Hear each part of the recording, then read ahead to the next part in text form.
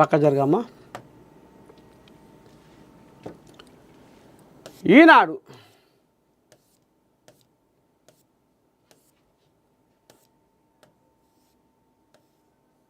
ఏముందిలా, తలుపు స్మార్ట్గా, దొంగతనాలు 90% ప్రధాన ద్వారాన్ని బద్దలు కొట్టి జరిగేవి. దుండగులు తాళం విర్రగొట్టి లోపలికి ప్రవేశిస్తారు. అందుకే కొత్తగా స్మార్ట్ డోర్ లాక్ వ్యవస్థలు అందుబాటులోకి వచ్చాయి.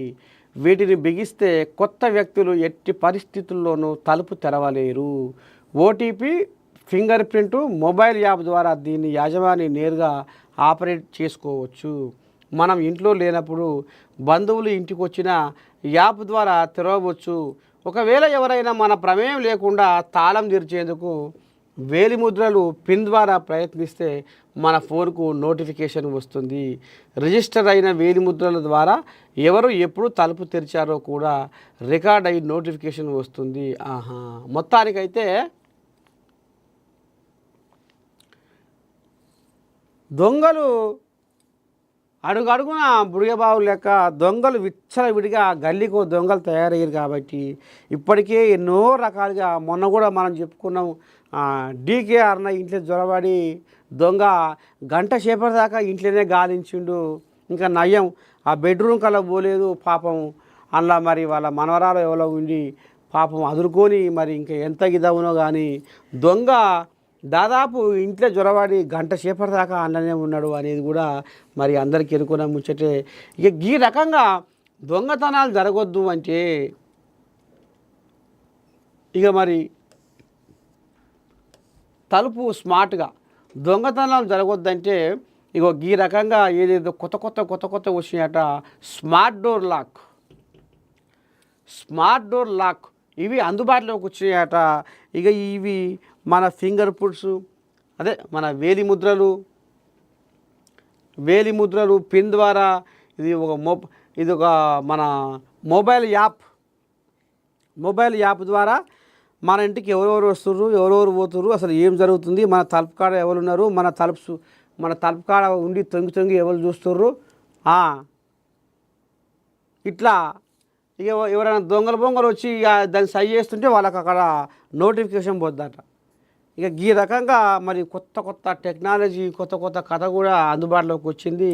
ఇది రావాల్సిందే. ఎందుకంటే ఇప్పుడు దొంగలు ఆ రకంగా తయారయ్యారు కాబట్టి ఎప్పుడు ఏ క్షణాన ఏమవుతుందో తెలుస్తలేదు. కాబట్టి ఇక మరి ఈ కొత్త టెక్నాలజీ ఏంటది, స్మార్ట్ డోర్ లాక్, ఇక ఇది అందుబాటులోకి వచ్చింది. కాబట్టి ఇక మరి దీనివల్ల కొంత దొంగతనాలకు చెక్కు పెట్టవచ్చు అనేది కూడా తెలవబోతుంది.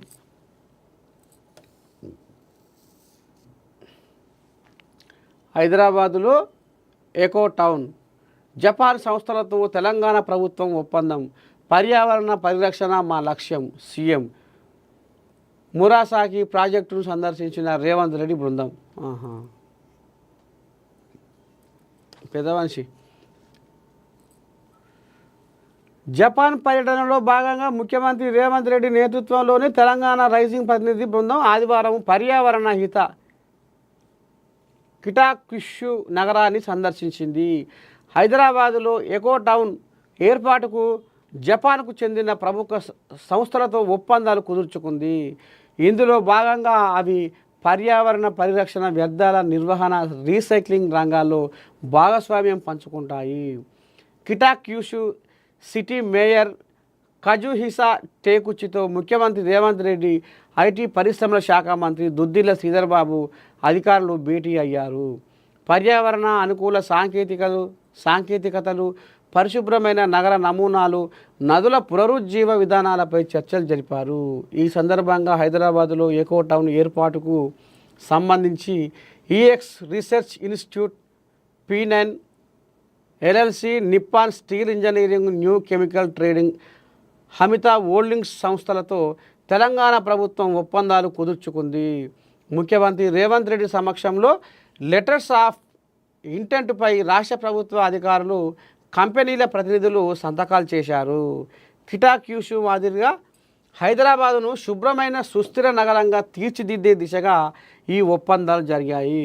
ఒకప్పుడు పారిశ్రామిక కాలుష్యంతో ఇబ్బందులు పడ్డ ఈ నగరం ఇప్పుడు ప్రపంచంలోని పరిశుభ్రమైన నగరాల్లో ఒకటిగా ఎలా మారిందో మేయర్ టేకుచి వివరించారు. తమ అనుభవాలు, పర్యావరణ పరిరక్షణకు చేపట్టిన ఆవిష్కరణలు, సాంకేతిక పరిజ్ఞానాన్ని తెలంగాణతో పంచుకునేందుకు ఆసక్తి ప్రదర్శించారు. హైదరాబాదు, కిటాక్యూషు నగరాల మధ్య విమాన రాకపోకల అంశం ఈ సందర్భంగా చర్చకు వచ్చింది.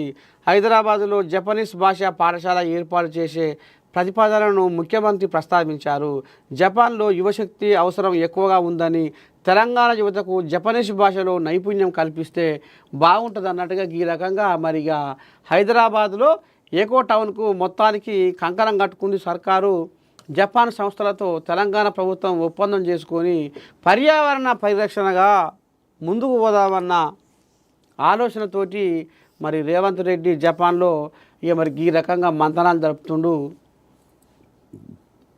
జరపాలి, మంచి చెయ్యాలి, తెలంగాణ రూపురేఖలు మార్చాలనేది కూడా నేను కోరుకుంటా ఉన్నది.